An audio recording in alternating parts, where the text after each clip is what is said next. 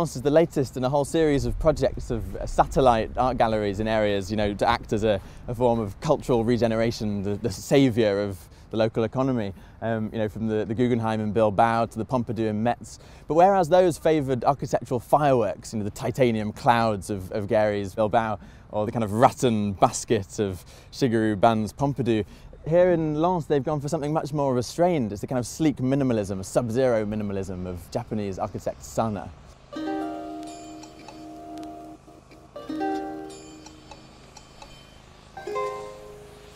When I came here the first time, I was very impressed. It's a kind of a type of light.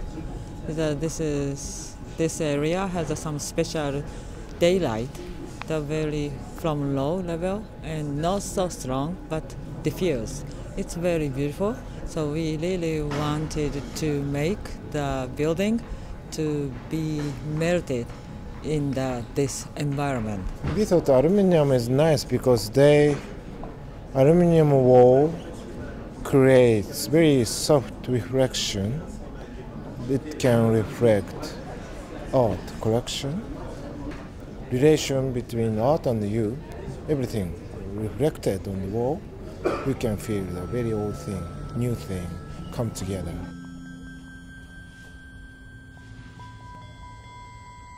So the architects have taken the incredibly bold decision of putting the entire collection in this single shed-like space, which to me has almost the feeling of an abattoir. The walls are lined with this shimmery aluminium surface which both reflects the collection and you and other visitors, so you kind of feel like you're part of a whole world.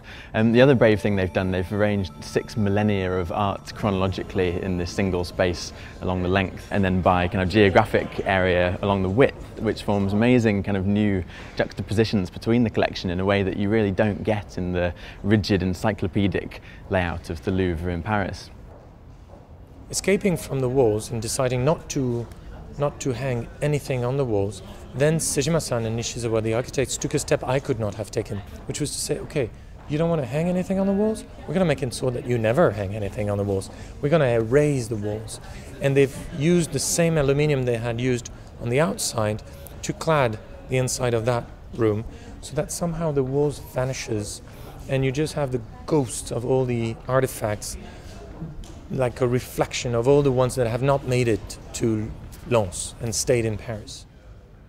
There's lots of incredibly subtle touches to this building which make it a project typical of Sana, that attention to detail.